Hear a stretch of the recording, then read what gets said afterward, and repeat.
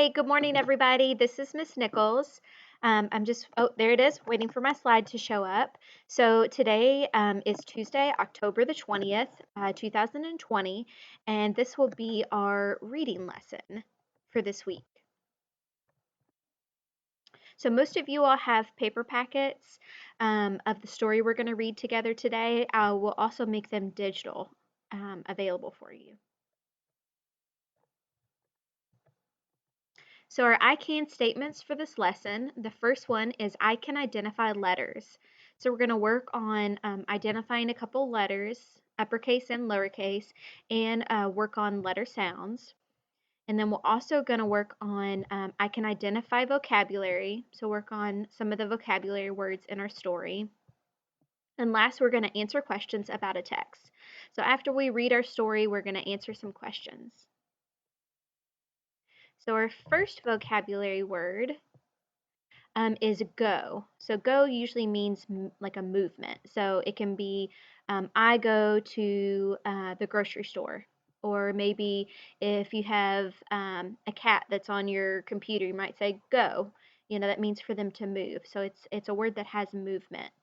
Our next word is I. So that refers to yourself. So it could be me if I'm saying I like ice cream, or if you're saying it, it's referring to you.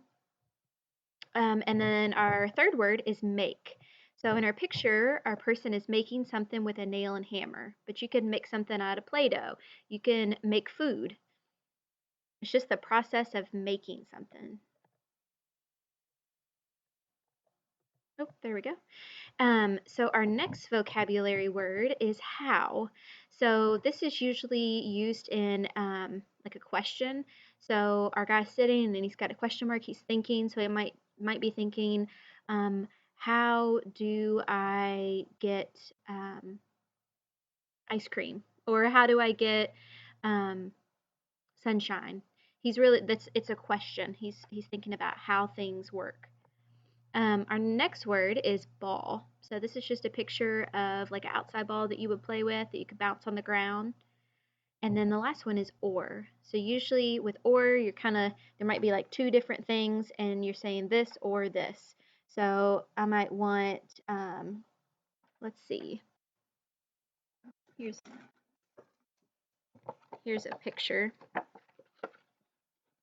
So there's two pictures. So these are some options for if you get upset or frustrated. But so you can pick sitting on a pause place or sitting on a beanbag. So there's two different options for you.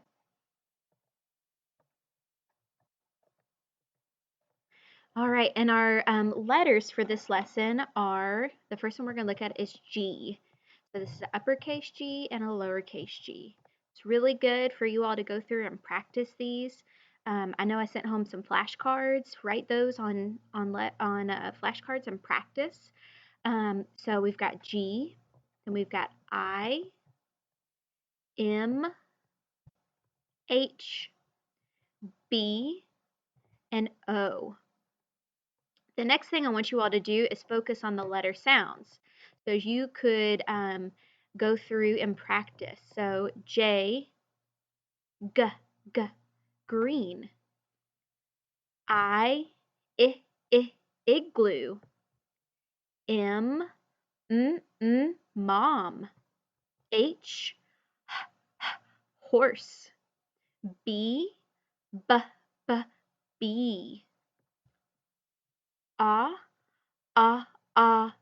octopus. So those are really good. Just practice saying the sounds going through. Again, you can use your flashcards and practice. So for our G, we've got a couple different words on here. So G is for, we have giraffe, grapes, glasses.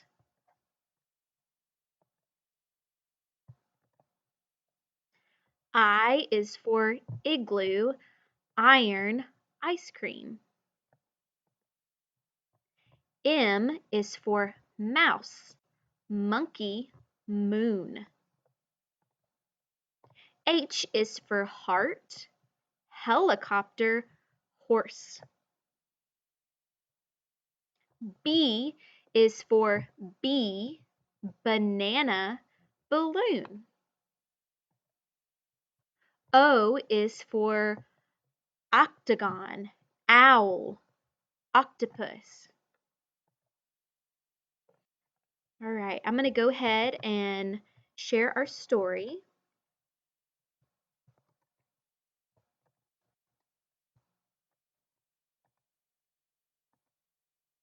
All right, so our story today, the title is Push and Pull on the Playground. So that's our title.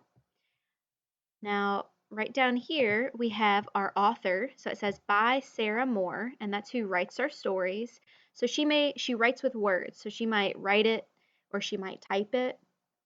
And then we also have our illustrator down here, Katie Zolsquin. I'm not sure if I said that right, but she's who draws our pictures. So the illustrator draws. And then when we look at our story, what do you all think this story might be about? We see a boy and a girl and a swing set. All right. So I'm Jacob. This is my sister, Joelle. Joelle is in middle school. She knows all about motion. I want Joelle to teach me about motion. We go to the playground. Lots of things move on the playground, says Joelle. We walk across the playground. Things move because someone or something gives them a push or a pull, says Joelle. Pushes and pulls are forces that make things move. So again, you can push things and you can pull things. Joelle takes me over to the merry-go-round. Look, she says, that boy is making the merry-go-round move. He makes it move by giving it a push. I want to jump on, but Joelle keeps moving. So see the little boy right here? He's pushing it. You can push with one hand or two. He's pushing with one hand, pushing the merry-go-round. Joelle points to a girl with a wagon. Look, she says, that girl is making her wagon move. She makes it move by giving it a pull. See, she's pulling it. She's holding one arm and she's pulling her wagon. I want to pull the wagon, but Joelle keeps moving. Next, Joelle takes me over to the swings. Do you want to swing? She asked. I can help you swing by giving you a push. Joelle pushes me fast and high. So she's pushing him on the swings. Finally, Joelle takes me over to the basketball court. Look, she says, we can make the ball move. We can give it a push. Joelle pushes the ball. I catch it and push it back. So in this picture, they're pushing, but kind of like throwing, so pushing.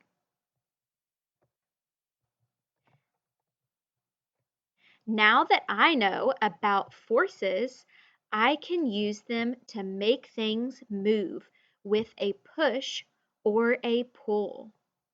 Now that I know about forces, I can use them to move anything I want. The end. So I want you all to practice at home, pushing things and pulling things.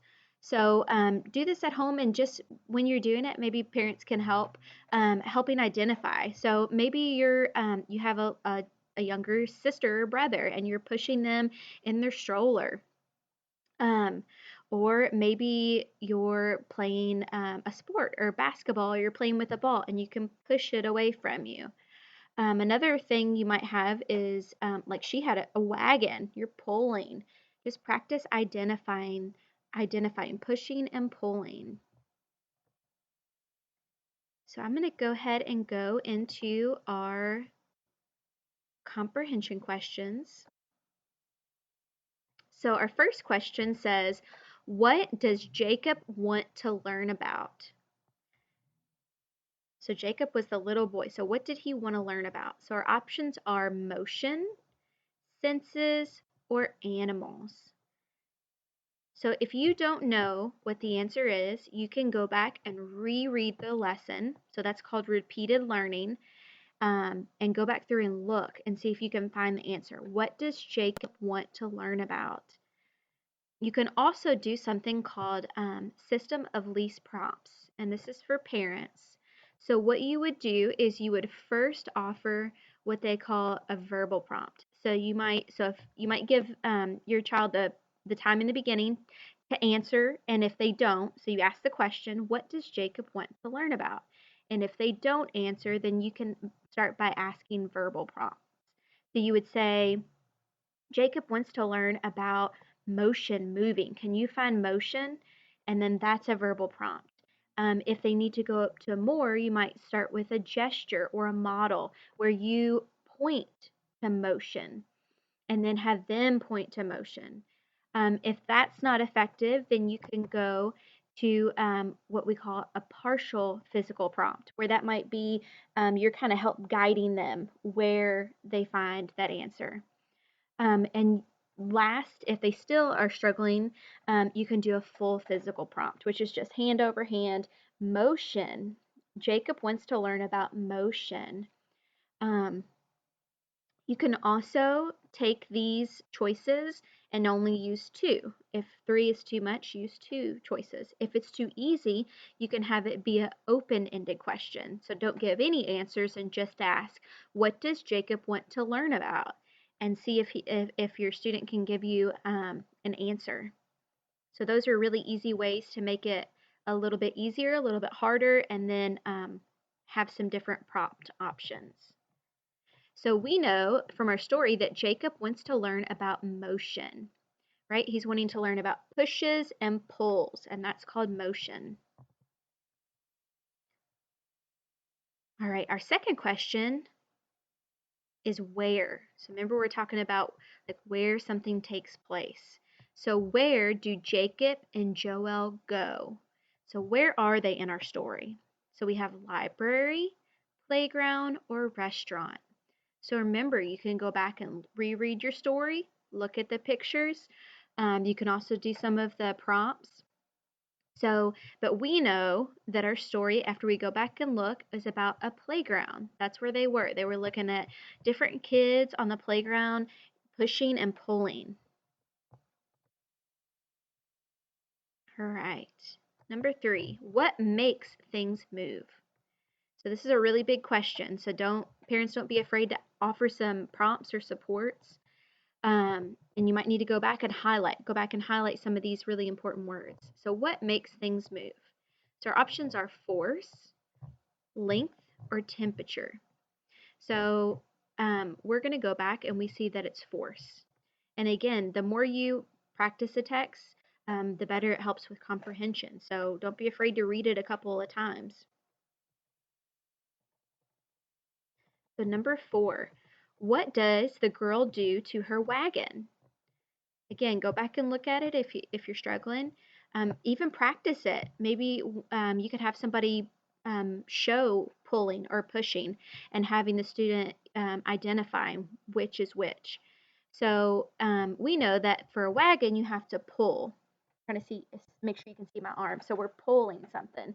So we have pass, push, or pull. So we know that it's pull. And then our last question is, what does Jacob do to the ball? So remember, so that is pushing. He pushes the ball. All right, so that actually concludes our lesson. So make sure that you go into the story. Most of you all have a printed paper copy of this or a digital version. Go in and practice this. Remember, repeated readings are wonderful for comprehension. Practice your letter sounds, practice a vocabulary, use those flashcards, and just practice. You can also have your student go through and read if they're at that level where they can go through and read the story. That's really good practice. You can also put these comprehension questions into a device, into like an AAC device, communication device, and have them answer out of maybe two choices. You could also really easily turn this into a yes or no. So instead of asking like the WH questions, like what, where, why, you might focus on, was the title, let me go back. Some of the more basic things and do yes or no. So was the title push and pull on the playground, and then have a yes or no. And that would be really easy to put on a communication device. Um, and then you can go through and was this story about a girl and a boy? Yes or no? And then can kind of go through like that. That would be a really good way to differentiate this lesson. All right, well, guys, I will see you next time.